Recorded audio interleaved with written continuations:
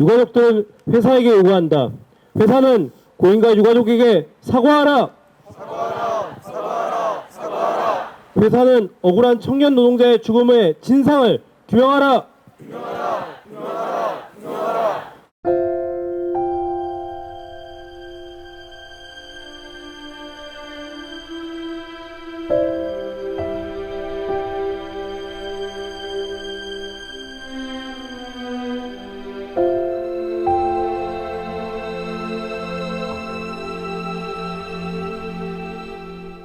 법 위반 사항이 발견되는 경우 중대재해처벌법을 적용하여 강력하게 처벌하라. 누구보다 열심히 살아온 청년, 이제 막 꿈을 이루기 위한 첫걸음을 뗀 청년 강태환이 산재 사고로 숨졌습니다. 회사에서는 노동부의 조사 결과를 기다리겠다고 합니다. 그러니 부디 철저하고 신속하게 조사를 해주십시오.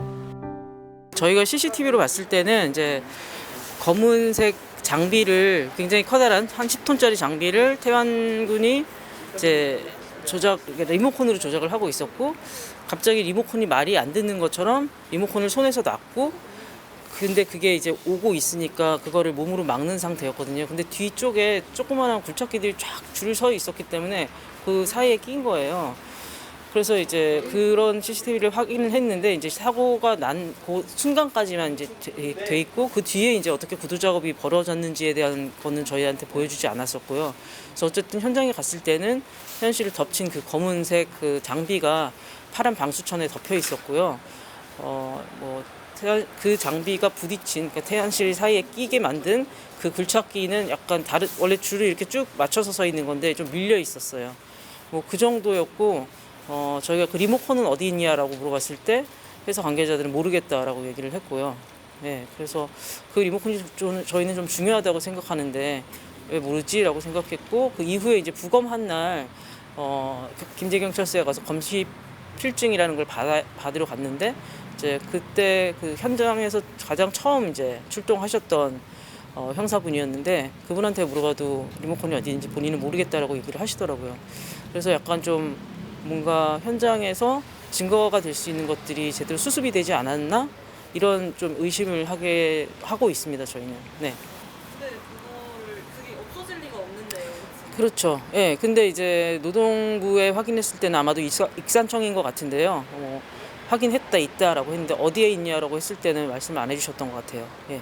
그러니까 처음에 저희가 이제 사고가 났을 당시에 회사 대표가 한국에 없었다고 하더라고요. 그래서 저희가 그 회사 대표가 올 때까지 기다렸고, 그래서 일요일 날 오후에 이제 만나게 됐는데, 회사 대표는 뭐 미안하다는 말은 했어요. 미안하고 유감스럽고, 그 다음에 자기들도 아끼던 그런 직원이었고 성실한 직원이었는데 이런 일이 생겨서 정말로 미안하고 마음 아프다, 이런 사과는 하셨어요. 그런데 이제 거기에서 끝이 났고, 이제 사고 경과하는 말씀을 해주시는데, 뭐 사고의 원인 같은 것은 뭐 경찰과 노동부에서 조사를 할 테니까 그 결과에 따라서 만약에 법적인 책임을 질 것이 있다라고 한다면 법적인 책임을 지겠다라고 말씀을 하셨고, 저희가 지금 약간 좀 많이 제일 어머니의 마음으로는 급하게 생각하시는 게 장례를 치르고 싶다라는 것이고요.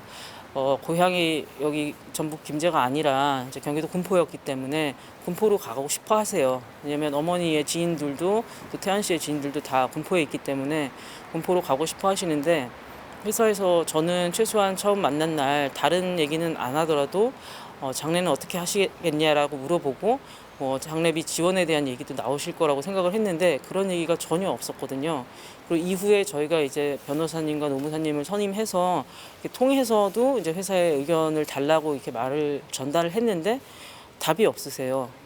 그래서 저희가 지금 태환 씨의 시신이 아직 그 전북에 있는데도 별 얘기를 안 하는 상황에서 그냥 저희가 저희 마음에 따라서 군포로 올라가서 장례를 치르면 더더욱 회사랑 말이 안 통하겠구나라는 생각이 드니까 하는 수 없이 지금은 여기서 버티고 있는 상황입니다.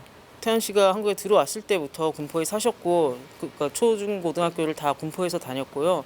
대학은 뭐 경기도 부천에서 다녔지만 그때도 통학을 했어요. 그래서 거의 계속 군포에 살았던 거죠. 그 취업도 뭐 경기도 군포에서 할 수도 있었지만, 전북 김제뿐만 아니라 이제 전북의 여러 시군이 인구 소멸 지역이라고 해서 지금 지역 특화형 비자라는 거를 신청할 수 있는 곳이거든요. 근데 경기도 군포는 해당 지역이 아니었기 때문에 태연 씨가 하는 수 없이, 왜냐면 그 지역 특화형 비자라는 게 결국 거주 비자고 그 지역에서 5년 이상 있으면 영주를 신청할 수 있는 자격이 된다라고 해서 하루라도 빨리 영주를 받고 귀화를 하려고 전북 김제로 내려오게 된 거죠.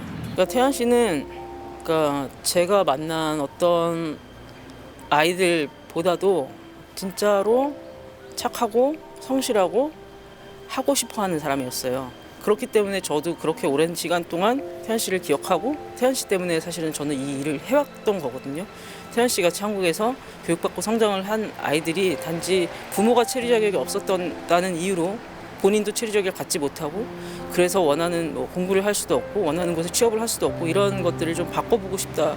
근데 제가 그 생각을 하면서 지금까지 일을 했던 건 사실 태연 씨 때문이었거든요. 그런데 태연 씨가 정말 그 길을 정말 몇 년 안 남기었는데 이렇게 말도 안 되는 사고로 세상을 떠난 게 너무 가슴이 아프고요. 정말 태연 씨는 다른 비슷한 처지에 있는 다른 아동들에게 또는 청소년들에게 좀 모범이 되는 사람이었다고 생각해요.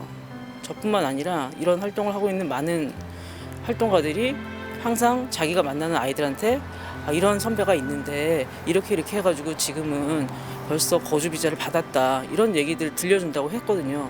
이런 선배가 있는데 이런 선배가 결국 국적을 땄어, 한국 사람이 됐어라고 말을 해줬어야 되는데 그거를 못하게 된 것이 저는 제일 안타깝습니다.